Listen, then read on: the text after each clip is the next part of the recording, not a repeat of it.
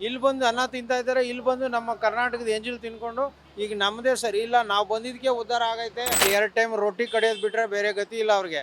ಇಲ್ಲಿ ಬಂದು ಅನ್ನ ಮೊಸರು ಎಲ್ಲ ತಿಂದು ಚೆನ್ನಾಗಿ ಅಲ್ಲಿಂದ ಒಣಗ್ಕೊಂಡು ಬಂದಿರ್ತಾರೆ. ಇಲ್ಲಿ ಬಂದರೆ ಒಳ್ಳೆ ಎಮ್ಮೆಗಳ ಥರ ಆಗಿ ಬೊಜ್ಜು ಬೆಳೆಸ್ಕೊಂಡು ನಿಂತಿದ್ದಾರೆ. ನಿಮ್ಗೆ ಇಲ್ಲಿ ಜಾಗ ಇಲ್ಲ, ಅದಕ್ಕೋಸ್ಕರ ನಾವು ಪಿ ಜಿ ಮಾಡಿಕೊಟ್ಟಿದ್ದೀವಿ. ನಿಮ್ಮದೇಗೆ ಹೆಣ್ಮಕ್ಳು ದುಡ್ಕೊಂಡು ಏನೋ ಇಲ್ಲಿ ಓದ್ಕೊಂಡು ಬದುಕಲಿ ಅಂತ. ಚಿನ್ನ ಬೆಳ್ಳಿನ ಅಳಿತಾ ಇದ್ದಂಥದ್ದು ರಾಜ್ಯ ನಮ್ಮದು. ಅಂಥದ್ರಲ್ಲಿ ಇವ್ರು ಯಾರೋ ಬಂದ್ಬಿಟ್ರು ಅಂದ್ರೆ ಅಳಿತದ? ನಮ್ಮ ಕರಂ ಬುದ್ಧಿ ಅಂತಾರೆ. ಅಂದರೆ ಎಲ್ಲಿ ತಿಂದ್ಬಿಟ್ಟು ಅಲ್ಲೇ ಸರಿ ಇಲ್ಲ ಅನ್ನೋ ಜನ ಇವರು. ಗಾಂಚಲಿ ಬಿಡಿ, ಇಲ್ಲಾಂದರೆ ಈಗ ಮುಚ್ಕೊಂಡು ನಿಮ್ಮ ದೇಶಕ್ಕೆ ನಿಮ್ಮ ರಾಜ್ಯಕ್ಕೆ ಹೋಗಿ. ಇದನ್ನೇ ನಾನು ಹೇಳಿಕೆ ಕೊಡೋದು. ಸರ್, ಸುಗಂಧ ಶರ್ಮಾ ಅಂತ ಕೋರ್ಮಂಗ್ಲದ ಇರೋದು ಆ ಹುಡುಗಿ ಏನು ಹೇಳ್ತಿದ್ದಾರೆ ಅಂದರೆ ನಾರ್ತ್ ಈಸ್ಟ್ ಅವರು. ಸೊ ನಾರ್ತ್ ಈಸ್ಟಿಂದ ಬೆಂಗಳೂರು ನಡೀತಾ ಇದೆ ಅನ್ನೋ ಮಟ್ಟಕ್ಕೆ ಅವ್ರು ಹೇಳಿದ್ದಾರೆ. ಏನು ಅನ್ಸುತ್ತೆ? ಏನಿಲ್ಲ, ಅವರು ಈ ಥರ ರೀತಿ ಮಾತಾಡ್ಲಿಕ್ಕೆ ಕಾರಣ ಇಲ್ಲಿರೋ ಫುಡ್ಡು. ಈ ಫುಡ್ಡನ್ನ ತಿಂದ್ಬಿಟ್ಟಾಗ ಅವ್ರಿಗೆ ಒಂಥರ ಕೊಬ್ಬು ಬಂದ್ಬಿಟ್ಟಿದೆ. ನಾರ್ತ್ ಇಂಡಿಯನ್ನವರು ಬಂದು ಇಲ್ಲಿ ಉದ್ಧಾರ ಆಗಂಗಿದ್ದಿದ್ರೆ ಇಲ್ಲಿಗೆ ಯಾಕೆ ಅವ್ರು ಬರ್ತಾಯಿದ್ರು? ಇಲ್ಲಿ ಬಂದು ಅನ್ನ ತಿಂತಾ ಇದ್ದಾರೆ, ಇಲ್ಲಿ ಬಂದು ನಮ್ಮ ಕರ್ನಾಟಕದ ಎಂಜಿಲ್ ತಿನ್ಕೊಂಡು ಈಗ ನಮ್ಮದೇ ಸರಿ ಇಲ್ಲ, ನಾವು ಬಂದಿದ್ದಕ್ಕೆ ಉದ್ಧಾರ ಆಗೈತೆ. ಇವೆಲ್ಲ ತಪ್ಪು. ಕರ್ನಾಟಕ ಯಾವತ್ತಿದ್ರೂ ಉದ್ಧಾರನೇ. ಯಾವತ್ತಿದ್ರೂ ನಂಬರ್ 1 ಇದು. ಯಾವತ್ತೂ ನಾವು ಇನ್ನೊಬ್ಬರಿಂದ ಬದುಕಿಲ್ಲ. ನಾವು ಹೋಗಿ ಅವ್ರ ದೇಶದಲ್ಲಿ ಹೋಗಿ ಬದುಕ್ತಾ ಇಲ್ಲ. ಅವ್ರು ನಮ್ಮ ಹತ್ರ ಬಂದು ಇಲ್ಲಿ ಕೂಲಿ ಮಾಡ್ಕೊಂಡು ಬದುಕ್ತಾ ಇದ್ದಾರೆ. ಅದನ್ನು ಅವ್ರು ಫಸ್ಟು ತಿಳ್ಕೊಬೇಕು. ನಾರ್ತ್ ಇಂಡಿಯನಿಂದ ನಾವು ಯಾರೂ ಉದ್ಧಾರ ಆಗಿಲ್ಲ. ನಾರ್ತ್ ಇಂಡಿಯಾದವ್ರಿಗೆ ನಮ್ಮಿಂದ ಉದ್ಧಾರ ಆಗಿದೆ. ಇಲ್ಲಿ ಒಳ್ಳೆ ಫುಡ್ಡು, ಅಲ್ಲಿ 2 ಟೈಮ್ ರೊಟ್ಟಿ ಕಡಿಯೋದು ಬಿಟ್ಟರೆ ಬೇರೆ ಗತಿ ಇಲ್ಲ ಅವ್ರಿಗೆ. ಇಲ್ಲಿ ಬಂದು ಅನ್ನ ಮೊಸರು ಎಲ್ಲ ತಿಂದು ಚೆನ್ನಾಗಿ ಅಲ್ಲಿಂದ ಒಣಗ್ಕೊಂಡು ಬಂದಿರ್ತಾರೆ. ಇಲ್ಲಿ ಬಂದರೆ ಒಳ್ಳೆ ಎಮ್ಮೆಗಳ ಥರ ಆಗಿ ಬೊಜ್ಜು ಬೆಳೆಸ್ಕೊಂಡು ನಿಂತಿದ್ದಾರೆ. ಇದು ನೀವು ನೋಡಿರ್ತೀರ ಪ್ರಾಕ್ಟಿಕಲಾಗಿ. ಆದರೆ ಈ ನಾರ್ತ್ ಇಂಡಿಯನ್ನವರು ಮಾಡ್ತಾ ಇರೋ ಒಂದೊಂದು ಸಮಸ್ಯೆ ಅವರು ಒಳ್ಳೇದಕ್ಕೋಸ್ಕರ ಅವ್ರು ಮಾಡ್ಕೊತಾ ಇದ್ದಾರೆ. ಇಲ್ಲಿ ಯಾರೋ ಬೇರೆಯವ್ರಿಗೆ ಮಾಡ್ತಾ ಇಲ್ಲ. ಅವರು ಏನಾದ್ರು ಈ ಥರ ತಪ್ಪಾಗಿ ಮಾತಾಡಿದ್ದಾರೆ ಅಂದರೆ ಆ ಹುಡುಗಿಗೆ ದುರಹಂಕಾರ ಅಂತಲೇ ಅರ್ಥ. ಆ ದುರಹಂಕಾರ ಇಲ್ಲಿ ಅನ್ನ ಹೆಚ್ಚಾಗಿರೋದಕ್ಕೆ ಹಂಗೆ ಮಾತಾಡ್ತಾರೆ. ನಮ್ಮ ಕರ್ನಾಟಕ ಜನ ಒಂದಿನ ನೊಂದ್ಕೊಂಡ್ರು ಅಂದರೆ ಅವರೆಲ್ಲ ಹಾಳಾಗಿಬಿಡ್ತಾರೆ. ಯಾಕೆಂದರೆ ತಿಂದನ್ನಿಗೆ 3-4 ಜನ ಇವರು ನಾರ್ತವರು ಇಲ್ಲಿ ಬಂದಿರೋದು ಅವ್ರದ್ದು ಬೇಳೆ ಬೇಯಿಸ್ಕೊಳ್ಳೋಕ್ಕೆ. ನಾವೇನು ಅವ್ರ ದೇಶಕ್ಕೆ ಹೋಗಿಲ್ಲ. ಅವರು ಇಲ್ಲಿ ನಮ್ಮ ಕರ್ನಾಟಕಕ್ಕೆ ಬಂದು ಇಲ್ಲಿ ಬೇಳೆ ಬೇಯಿಸ್ಕೊತಾ ಇದ್ದಾರೆ. ದಯವಿಟ್ಟು ಅದು ಸರಿ ಇಲ್ಲ ಅವ್ರು ಮಾತಾಡೋದು. ಇವತ್ತಲ್ಲ ನಾಳೆ ಅವರು ಏನು ಮಾಡಿದ್ದಾರೆ, ಏನು ಅಂದಿದ್ದಾರೆ ಗೊತ್ತಾಗತ್ತೆ. ಯಾಕೆಂದರೆ ಇಲ್ಲಿರೋ ದರಿದ್ರ ಕರ್ನಾಟಕದಲ್ಲಿ ಈ ಕಾಂಗ್ರೆಸ್ ಅನ್ನೋ ಪಕ್ಷ ಇರೋದ್ರಿಂದ ಅವ್ರಿಗೆಲ್ಲ ಮಾನ್ಯತೆ ಕೊಟ್ಟು ಅವರೆಲ್ಲ ನಮ್ಮನ್ನು ಈ ರೀತಿ ಮಾತಾಡೋ ಲೆವೆಲ್ಗೆ ಒಂದು ಭದ್ರತೆ ಇಲ್ಲ. ಯಾವುದಕ್ಕೂ ಭದ್ರತೆ ಇಲ್ಲ. ಯಾರು ಏನು ಬೇಕಾದ್ರೆ ಮಾತಾಡ್ಬೋದು. ಅವ್ರು ರಾಜಕೀಯ ಬೆಳೆ ಬಿಟ್ಟರೆ ಅವರು ಏನು ಹೆಲ್ಪ್ ಮಾಡ್ತಾ ಇಲ್ಲ. ನೋಡಿ, ಅವರೆಲ್ಲ ಹಂಗೆ ಮಾತಾಡ್ತಾರೆ ಅಂದರೆ ಯಾವ ರೀತಿ ನಡ್ಕೊತಾ ಇದ್ದಾರೆ ಅಂತ ನಮ್ಮ ಸರ್ಕಾರ ನೋಡ್ಬೋದು ನೀವೇನೆ. ಇನ್ನೊಂದು ವಿಚಾರ ಏನು ಹೇಳಿದ್ದಾರೆ ಅಂತಂದರೆ, ಅವರಿಂದನೇ ಬೆಂಗಳೂರಲ್ಲಿ ಬಿಸ್ನೆಸ್ ಅನ್ನೋ ಥರ ಮಾತಾಡಿದ್ದಾರೆ. ಅಂದರೆ ಅವರಿಂದ ಪಿ ಜಿಗಳಿದ್ದಾವೆ, ಅವರಿಂದ ಪಬ್ಗಳಿದ್ದಾವೆ, ಅವರಿಂದ ಡೆವಲಪ್ಮೆಂಟ್ಸ್ ಅನ್ನೋ ಥರ ಮಾತಾಡ್ತಾರೆ.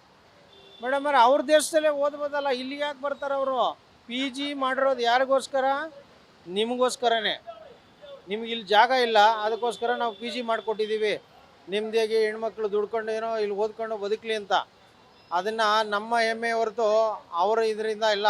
ಅವ್ರು ಪಿ ಜಿ ಇಲ್ಲ ಅಂದರೆ ಮೊದಲೆಲ್ಲ ಬದುಕ್ತಾ ಇರಲಿಲ್ವ ಅವಾಗ? ಹಳೆ ರಾಜ್ಯನ ಕಾಲದಲ್ಲಿ ಚಿನ್ನ ಬೆಳ್ಳಿನ ಅಳಿತಾ ಇದ್ದಂಥದ್ದು ರಾಜ್ಯ ನಮ್ಮದು. ಅಂಥದ್ರಲ್ಲಿ ಇವ್ರು ಯಾರೋ ಬಂದ್ಬಿಟ್ರು ಅಂದ್ರೆ ಅಳಿತದ? ನೆವರ್. ಪಿ ಜಿ ಮಾಡಿಕೊಟ್ಟಿರೋದು ಏನೋ ಒಂದು ಹೆಣ್ಮಕ್ಳು ಸೇಫ್ಟಿಯಾಗಿರಲಿ ಅಂತ ನಾವು ಮಾಡಿಕೊಟ್ಟಿದ್ದೀವಿ.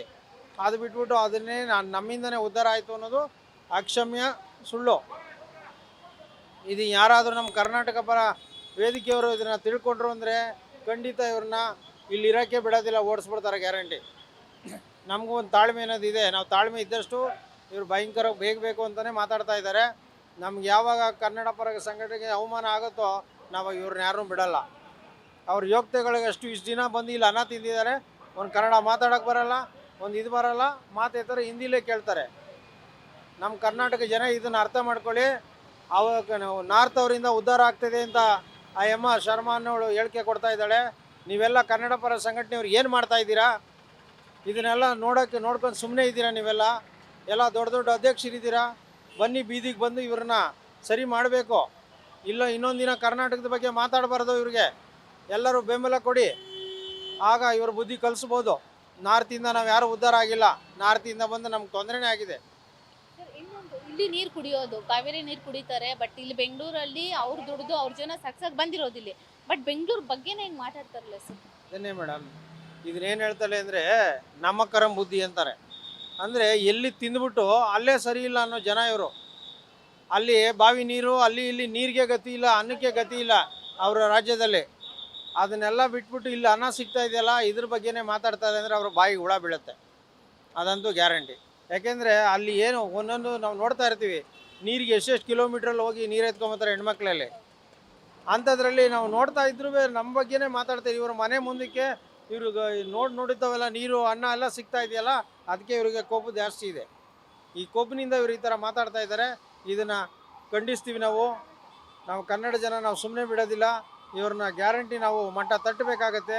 ಹೀಗೆ ಬಿಟ್ಟರೆ ಇವರು ಹಿಂದಿ ವಾಲಗಳು ನಮ್ಮನ್ನು ಹಾಳು ಮಾಡಿಬಿಡ್ತಾರೆ. ನಾವು ಹಿಂದಿಗೆ ಇನ್ಮೇಲೆ ಆದ್ಯತೆನ ಕೊಡೋದಿಲ್ಲ.